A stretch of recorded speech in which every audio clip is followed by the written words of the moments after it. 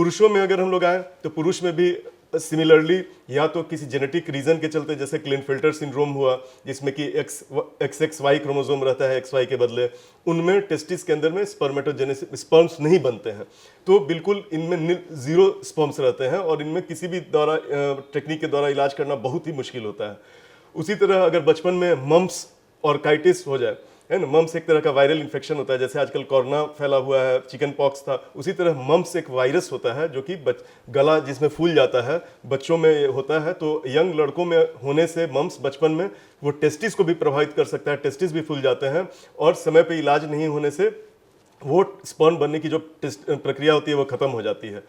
दूसरा एक और बहुत कॉमन कारण है जिसपे कि लोगों को ध्यान देना चाहिए, जो टेस्टिस होता है वो पुरुष में जब वो अपने माता के कोख में रहता है तो वो टेस्टिस उसके पेट के अंदर में रहता है, जैसे ओवरीज पेट के अंदर औरतों में रहती है। लेकिन जन्म के दौरान ये टेस्टिस जो है पेट से निकल के पुरुष में बाहर जो उसका थैला रहता है लिंग के नीचे, उसमें स्क्रोटम जिसको बोलते हैं, उसमें वो टेस्टिस गोलियां आ जाती हैं। तो अनडिसेंडेड टेस्टिस एक बहुत बड़ा कॉमन कारण है और एक बड़ा कारण है जिसके चलते फ्यूचर में बांझपन हो जाए। अनडिसेंडेड टेस्टिस में ये गोलियां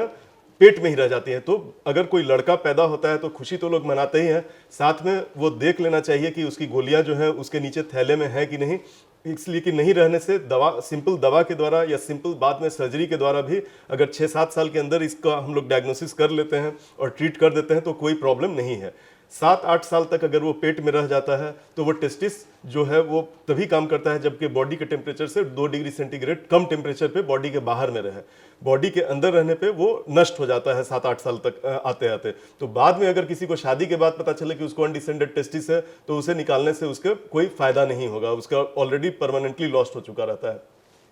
इसी तरह किसी का सब चीज़ बिल्कुल नॉर्मल रहता है लेकिन सेक्सुअल प्रॉब्लम हो सकता है, किसी के पेनिस में जो रहता है, जो छिद्र रहता है स्पर्म निकलने का, वो बिल्कुल बेस में रहता है जिससे कि स्पर्म अंदर औरत के योनि मार्ग में जा ही नहीं पाता है। साथ ही साथ किसी का बाकी सब कुछ बिल्कुल नॉर्मल रह सकता है लेकिन टेस्टिस के अंदर जो स्पर्म्स बनते हैं उसका प्रोडक्शन लेवल इतना कम रहता है कि सही मात्रा में स्पर्म्स डिपॉजिट नहीं हो पाता है। तो इसमें स्पर्म्स बढ़ने की तरह तरह की दवाएं होती हैं। उसी तरह जैसे औरतों में ट्यूब्स बंद होते हैं, पुरुष के अंदर भी इजैकुलेटरी डक्ट और सेमिनल वेसिकल्स वास डिफरेंस, ये सब जो अलग अलग अंग रहते हैं, इसमें इन्फेक्शन होने के चलते या कभी कभी जन्मजात भी एब्सेंस सेमिनल वेसिकल्स जिससे कि वो लिक्विड बनता है जिसमें कि स्पर्म्स निकल के बाहर जाते हैं, ये सब में अफेक्टेड हो सकता है, डिजीज्ड हो सकता है। तो पुरुषों में भी अलग अलग लेवल पे ब्लॉक्स या अंग का डेवलप नहीं होना, ये सब कारण होते हैं जिसके चलते कि स्पर्म्स कम पाए जाते हैं।